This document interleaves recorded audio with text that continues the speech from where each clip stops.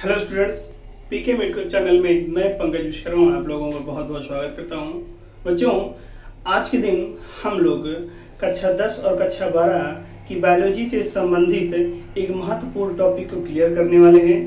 ये टॉपिक याद रखिएगा, आपके बोर्ड एग्जाम में 5 नंबर में पूछा जाता है, लेकिन इस टॉपिक से और भी तमाम 1 से 2 नंबर के छोटे छोटे क्वेश्चन भी बनाए जाते हैं। तो याद रखिएगा, लास्ट तक इस वीडियो को बहुत ध्यान से देखिएगा।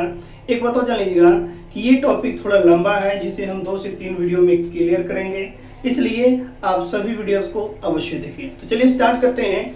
हेडिंग बना लीजिए, आपको बना हुआ हेडिंग है मादा जनन तंत्र यानी कि फीमेल रिप्रोडक्टिव सिस्टम। इंपॉर्टेंट है, चलिए स्टार्ट करते हैं। तो लिखना कैसे है, मादा जनन तंत्र यानी कि फीमेल रिप्रोडक्टिव सिस्टम कहते किसे हैं। ध्यान दीजिएगा, जैसा कि लिखा हुआ है मादा जनन तंत्र, तो जाहिर सी बात है, स्पष्ट होना चाहिए कि ये सिस्टम, ये तंत्र फीमेल में पाया जाता है, मादा में पाया जाता है। तो लिखना यही है कि यह तंत्र स्त्रियों से संबंधित है, जिनके अंदर उपस्थित तमाम अंग अथवा उपांग एक साथ मिल करके सम्मिलित रूप से कार्य करते हैं और एक तंत्र स्थापित करते हैं, जिसे हम मादा जनन तंत्र के नाम से जानते हैं। याद रखिएगा, जो भी आप नाम यहाँ पर देख रहे हैं, ये सभी नाम जो है मादा जनन तंत्र से संबंधित है। एक बात और, जो भी डायग्राम आप देख रहे हैं, इसमें से मैक्सिमम पॉइंट जो आप देख रहे हैं, जितने भी नाम यहाँ पर लिखे गए हैं, मैक्सिमम ऑर्गन्स जो है, मैक्सिमम अंग जो हैं, ये शरीर के अंदर पाए जाते हैं, उदरीय भाग में, अर्थात पेट वाले भाग में। तो याद रखिएगा, अगर आपसे ये पूछा जाए कि मादा जनन तंत्र को कितने भागों में बांटा गया है, तो याद रखिएगा, हम यहाँ पर उपस्थिति के आधार पर 2 भाग कह सकते हैं।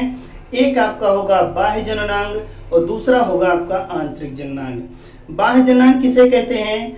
वह जननांग जो शरीर से बाहर दिखेगा, वो आपका एक्सटर्नल जेनिटेलिया यानी बाह्य जननांग कहलाएगा।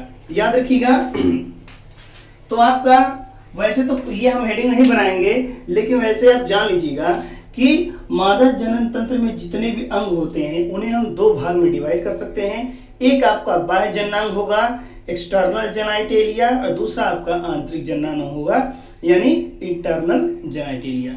जितने भी नाम लिखे गए हैं, इसमें से सिर्फ एक ऑर्गन ऐसा है, वेजाइना, जिसे हम लोग योनि कहते हैं, यही एक ऑर्गन ऐसा है जो बाहर से शो होता है, बाहर से दिखता है, इसलिए सिर्फ वेजाइना ही बाह्य जननांग कहलाता है। बाकी जितने भी आप नाम देख रहे हैं, ये सारे ऑर्गन शरीर के अंदर होते हैं, पेट वाले भाग में होते हैं, उदरीय भाग में होते हैं, इसलिए इन्हें हम इंटरनल जेनिटेलिया यानी आंतरिक जननांग के नाम से जानते हैं। चलिए आगे बढ़ाते हैं। तो हम लोग जान गए कि मादा जनन तंत्र क्या है, ठीक है। जितने भी ऑर्गन यहाँ पर लिखे गए हैं, सभी का एक समूह है, जिसे हम मादा जनन तंत्र कहते हैं। ये केवल फीमेल्स में प्रेजेंट होता है। मादा जनन तंत्र को 2 भागों में बांटा जा सकता है। याद रखिएगा, एक आपका होता है प्राथमिक जननांग, बड़ा इंपॉर्टेंट है, हमें यहाँ पर हेडिंग बनाना होगा, ठीक है। परिभाषा लिखने के बाद हम लोग लिखेंगे आगे कि मादा जनन तंत्र को निम्नलिखित 2 भागों में बांटा गया है। पहला आपका होगा प्राथमिक जननांग, यानी कि आपका प्राइमरी सेक्स ऑर्गन, ठीक है। तो पहला हेडिंग आपका होगा प्राथमिक जननांग। किसे कहते हैं, ध्यान दीजिएगा। प्राथमिक मतलब सबसे मेन होता है। याद रखिएगा, प्राइमरी सेक्स ऑर्गन की बात हो रही तो सबसे मेन होता है। मादा जनन तंत्र में जो अंडाशय प्रेजेंट होता है, ये ओवरी है, जिसे हम अंडाशय लिखते हैं, अंडाशय। ध्यान दीजिएगा, मादा जनन तंत्र में अंडाशय प्राथमिक जननांग कहलाता है। ये परिभाषा बनेगी प्राथमिक जननांग की। क्या लिखेंगे हम? मादा जनन तंत्र में अंडाशय प्राथमिक जननांग कहलाता है। क्यों कहलाता है? क्योंकि मादा जनन तंत्र में ये सबसे मेन होता है। क्यों मेन होता है?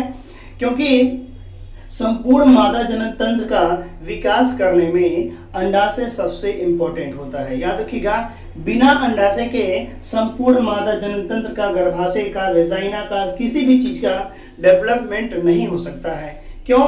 क्योंकि अंडाशय के द्वारा फीमेल हार्मोन सिक्रेट किए जाते हैं और ये फीमेल हार्मोन फीमेल के सेक्सुअल कैरेक्टर को डेवलप करता है, उसके गौण लैंगिक लक्षणों को, उनके लक्षणों को डेवलप करता है, विकसित करता है, बनाता है। इसलिए याद रखिएगा अंडाशय ये क्या है? प्राइमरी सेक्स ऑर्गन है। तो इसमें पहला आपका होगा अंडाशय। अभी हम लोग एक एक करके समझने वाले हैं। फिलहाल के तौर पे अभी आप जान लीजिए कि मादा जननतंत्र को कितने भागों में बांटा गया है, कौन कौन से ऐसे भाग हैं, क्लियरली पहले समझ लेते हैं, फिर आगे बढ़ेंगे हम लोग धीरे धीरे। तो पहला आपका हो गया प्राथमिक जननांग, जिसमें मैंने बताया कि अंडाशय ही जो है प्राथमिक जननांग कहलाता है। दूसरा कौन है? द्वितीयक जननांग, हेडिंग बनेगा द्वितीयक जननांग यानी सेकेंडरी सेक्स ऑर्गन्स। ठीक है, द्वितीयक जननांग किसे कहते हैं? यहां पर जितने भी नाम लिखे गए हैं इसमें से अंडाशय को छोड़ दीजिए। ठीक है, अंडाशय को छोड़ करके शेष सभी जननांग द्वितीयक जननांग कहलाते हैं। हमें परिभाषा ये लिखनी होगी, हेडिंग बनाएंगे हम द्वितीयक जननांग, ठीक है, सेकेंडरी सेक्स ऑर्गन, और उसमें हम लोग लिखेंगे क्या?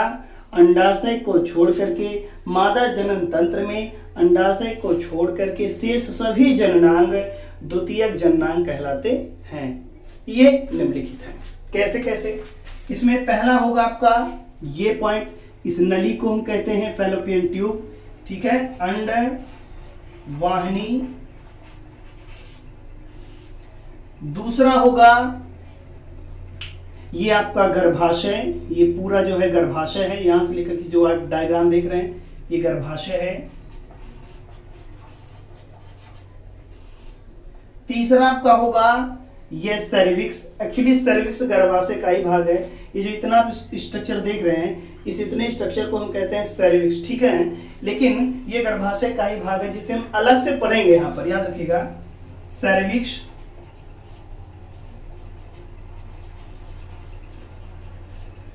इसके अलावा हम लोगों को आगे पढ़ना है ये दीवार आप देख रहे हैं, गर्भाशय की जो ये दीवार है। ठीक है, इस दीवार को भी पढ़ेंगे। एक्चुअली ये गर्भाशय का ही भाग है लेकिन हमें अलग से पढ़ना है इस चीज को। ठीक है, तो गर्भाशय भित्ति, गर्भाशय भित्ति, ये जो आप देख रहे हैं मैंने लिखा है यूटेरस वाल, यही इतनी मोटी वाल, यही हम इसका अलग वीडियो बनाएंगे। ठीक है, याद रखिएगा हमें गर्भाशय का और गर्भाशय की भित्ति ये दो वीडियो अलग से पढ़ लेंगे क्योंकि डिटेल पढ़ना हमें लॉन्ग है और तमाम क्वेश्चंस पुटअप किए जाएंगे इन दो पॉइंट से, गर्भाशय से और इस दीवार से। ठीक है, वेरी इंपॉर्टेंट है। चलिए, और लास्ट में हमें देखना है वेजाइना।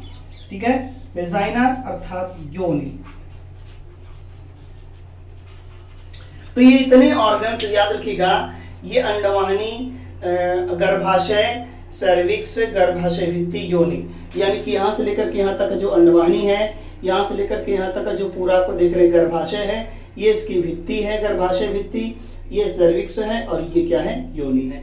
इतने भाग जो है ये द्वितीयक जननांग कहलाते हैं, सेकेंडरी सेक्स ऑर्गन कहलाते हैं। इतना हेडिंग बनेगा और हर हेडिंग में हमें कुछ ना कुछ थोड़ा बहुत जो है लिखना पड़ेगा, तब जाकर के आपका एक प्रश्न कंप्लीट होगा। कितने नंबर में? 5 नंबर में।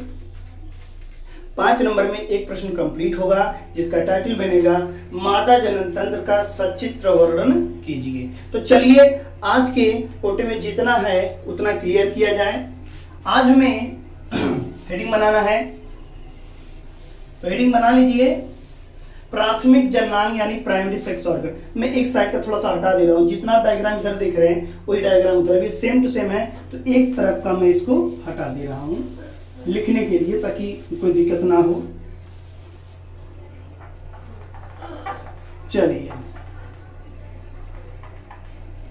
तो स्टार्ट करते हैं। तो हमारा हेडिंग बना हुआ है प्राथमिक जननांग। परिभाषा लिखेंगे कि मादा जनन तंत्र में अंडाशय प्राथमिक जननांग कहलाता है क्योंकि ये संपूर्ण मादा जनन तंत्र का विकास करता है। इसके द्वारा स्रावित हार्मोन, दो हार्मोन, ठीक है, ये दोनों हार्मोन रिलैक्सिन प्रोजेस्टेरॉन और एस्ट्रोजन, ये दो हार्मोन सिक्रीट करता है।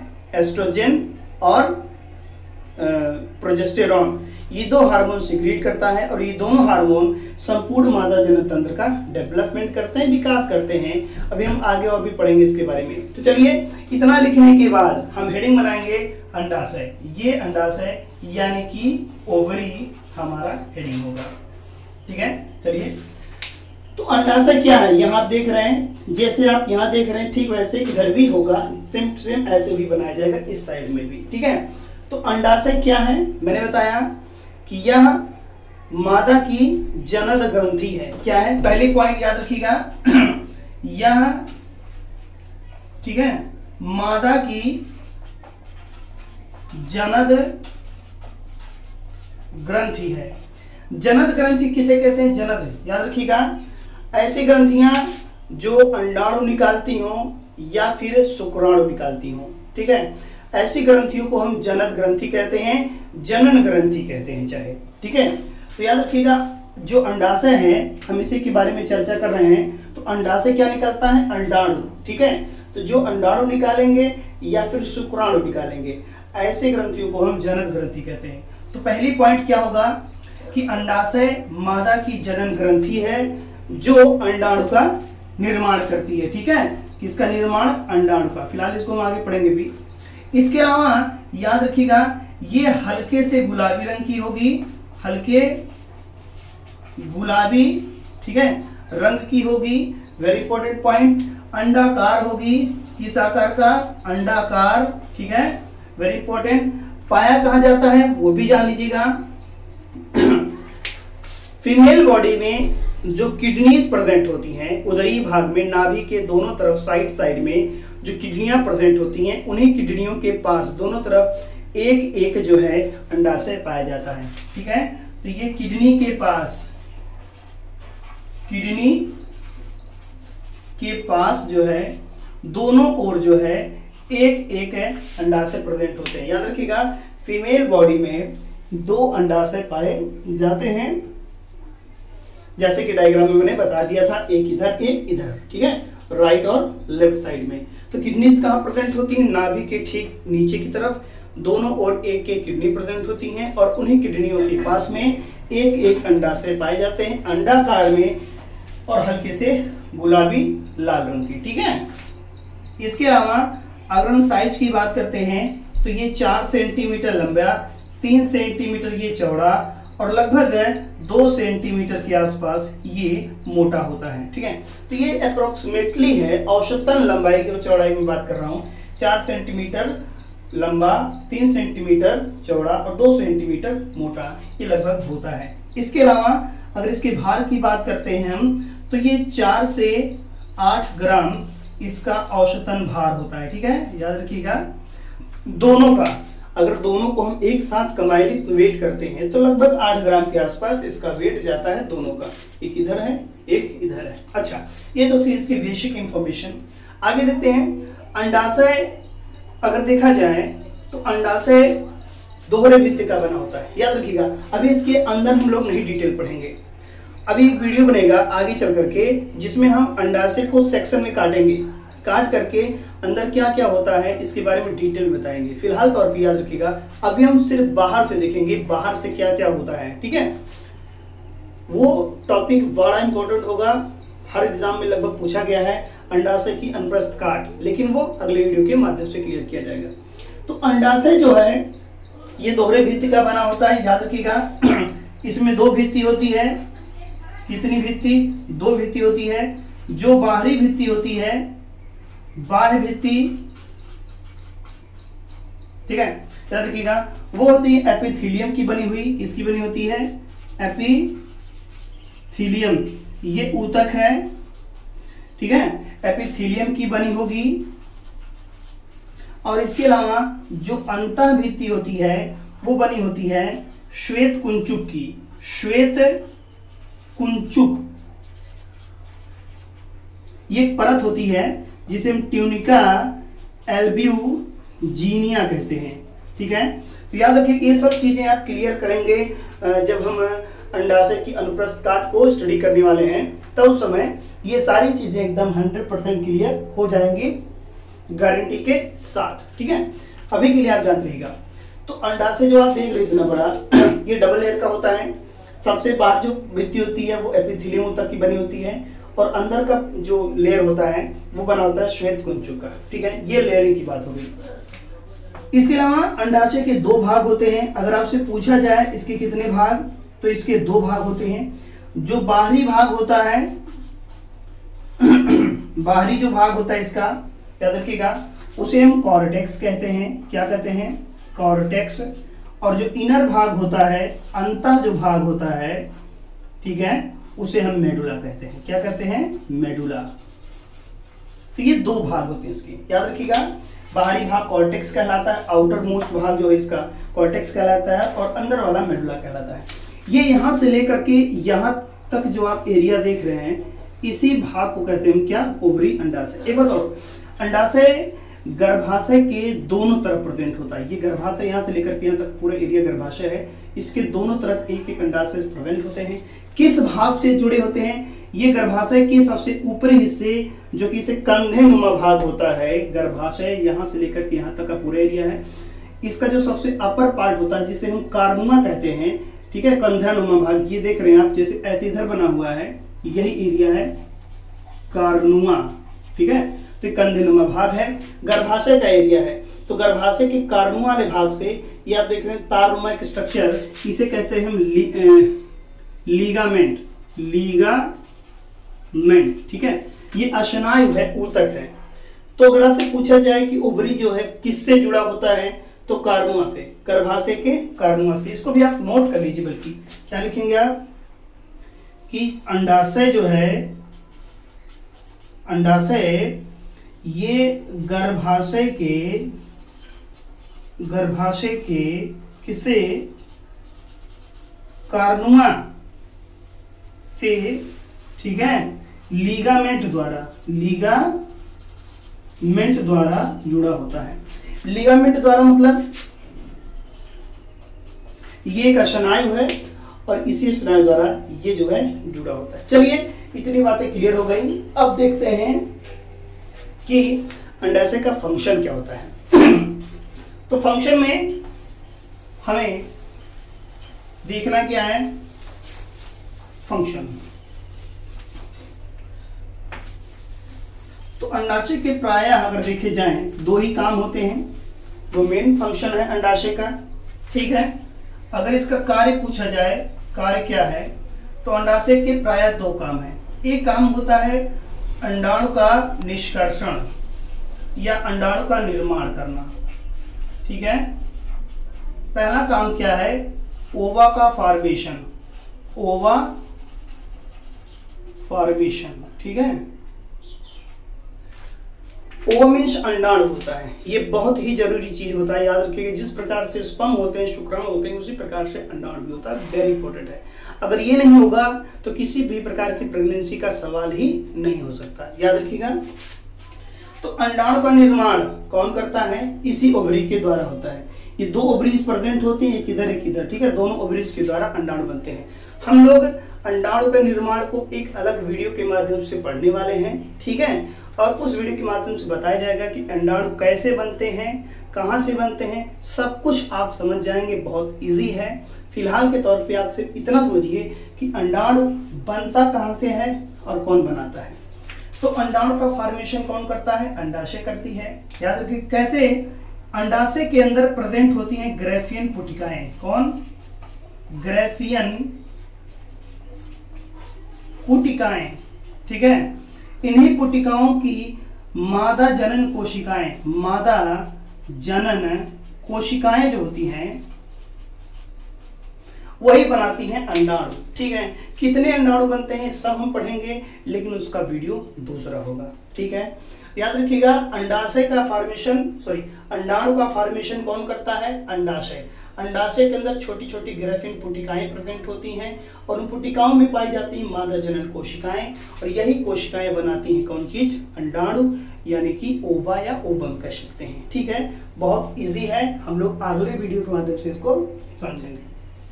तो चलिए ग्राफिन पुटिका भी आप समझ जाएंगे, बहुत इजी चीज है, लेकिन अगली वीडियो में समझाएगा डिटेल में।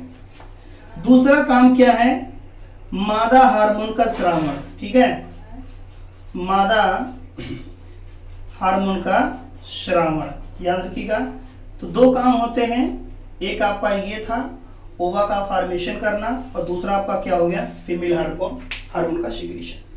तो फीमेल हार्मोन इसी अंडाशय के द्वारा निकलता है। इस अंडाशय में प्रेजेंट होती हैं कार्पस लुटियम, कार्पस लुटियम की परत। ठीक है, ये परत पाई जाती है, वेरी इंपॉर्टेंट है, हम लोग थोड़ा और ज्यादा क्लियर करेंगे अगली वीडियो के माध्यम से। फिलहाल इतना याद रखिएगा कि इसी अंडाशय के अंदर एक लेयर होती है, कार्पस लुटियम परत होती है, उसी परत के द्वारा दो फीमेल हार्मोन निकलते हैं। कितने हार्मोन, दो। एक आपका होता है एस्ट्रोजन, ठीक है, एस्ट्रोजन, एक ये हार्मोन निकलता है, और दूसरा आपका होता है प्रोजेस्टेरॉन, प्रोजेस्टेरॉन।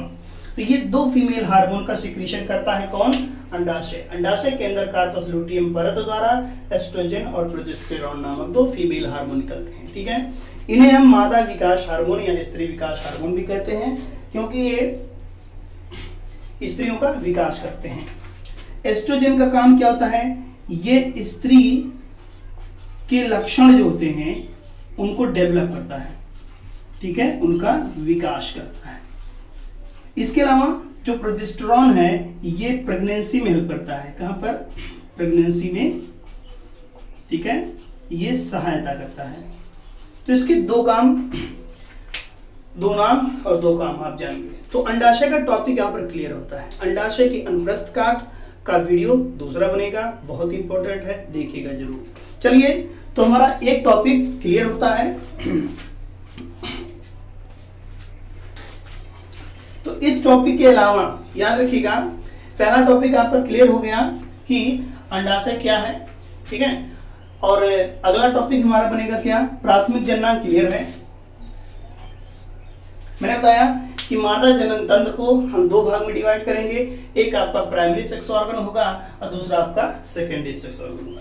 हल्का सा एक बार मैं फिर से रिवाइंड करना चाहूंगा, ध्यान दीजिएगा। कैसे, हमने बनाया था हेडिंग मादा जनन तंत्र, परिभाषा क्या लिखेंगे कि यह तंत्र स्त्रियों में पाया जाता है, स्त्रियों से संबंधित होता है, जिनके अंदर तमाम प्रकार के अंग उपांग एक साथ मिलकर के एक तंत्र स्थापित करते हैं, जिसे हम मादा जनन तंत्र कहते हैं।